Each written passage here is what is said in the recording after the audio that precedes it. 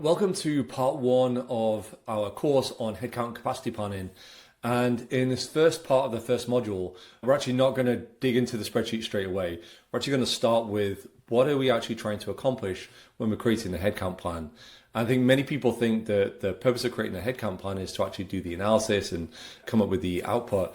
But really what we're trying to accomplish here is understand the decision that the CFO or whomever we're working with is trying to make so that they can make the best informed decision that's going to drive the business results that they want. And so throughout this part, we're going to dig into that a little bit more. Most headcount plans that get rejected are not wrong. They're just answering a question that the CFO didn't actually ask. And so what we're going to do is actually just start by framing up what we're trying to accomplish throughout this process. It can be easy to create incredible graphs, look at different pivot tables, even communicate it very effectively. But if you're just communicating the data as you see it and not framing it in terms of the question that the recipient of this analysis is trying to answer, then we can actually really get kind of caught up.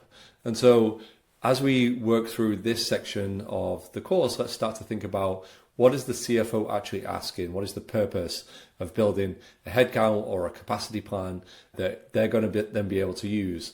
And really the questions from the CFO's perspective are, can we afford this? What does it actually cost us to build out this roadmap? What's the risk if we're wrong?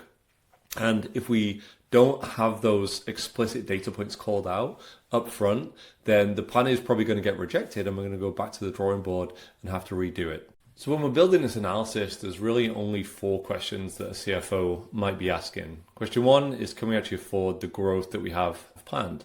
Question 2 is, where do we actually need to cut? Question 3, can we hit the plan with what we currently have? And trying to understand how can they accomplish the goals with the resources that they currently have. And then question 4 is, what's the ROI of this hire?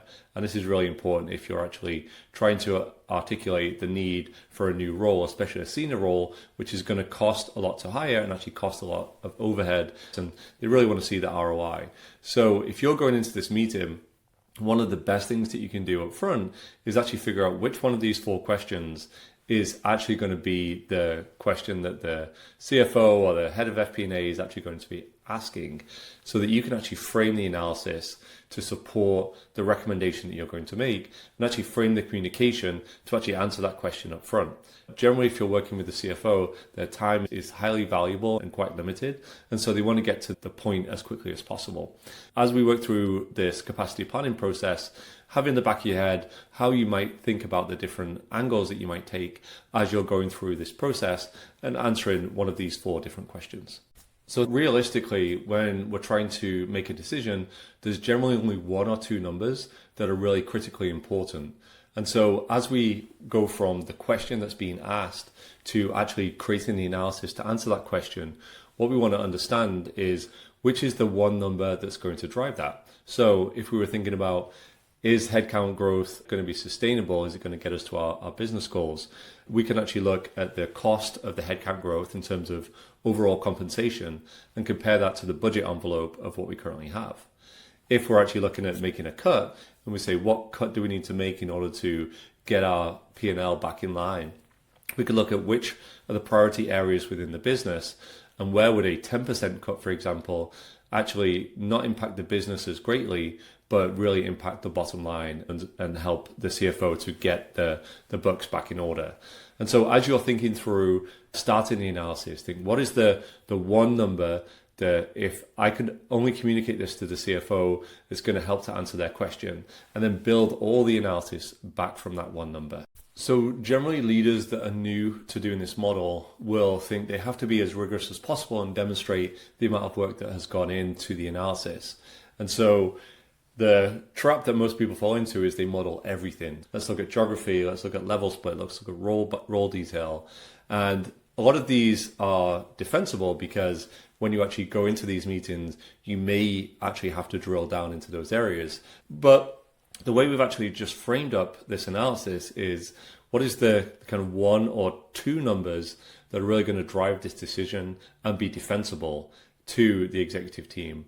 And from that, what do we then actually need to model and recommend with the supporting data? And you can kind of think about it in layers. Like, what is the top number? What numbers will actually be needed in order to understand to get the accuracy of that top number, and then what is all the supporting data underneath. And that's how we build our analysis and how we build our communication, lead up with what's going to drive the decision, and then stack everything else below it that has informed it. But this really shouldn't be taking weeks of analysis. You should be able to do this in kind of a day or two at most, especially if you have to kind of gather information quickly in order to help drive a decision that's coming up. And so as we start to think about moving forward to the analysis later on in the course, let's start framing up the decision that needs to be made and how we can defend the number that we're recommending so that the CFO or whomever is receiving this information can make their decision as quickly and effectively as possible.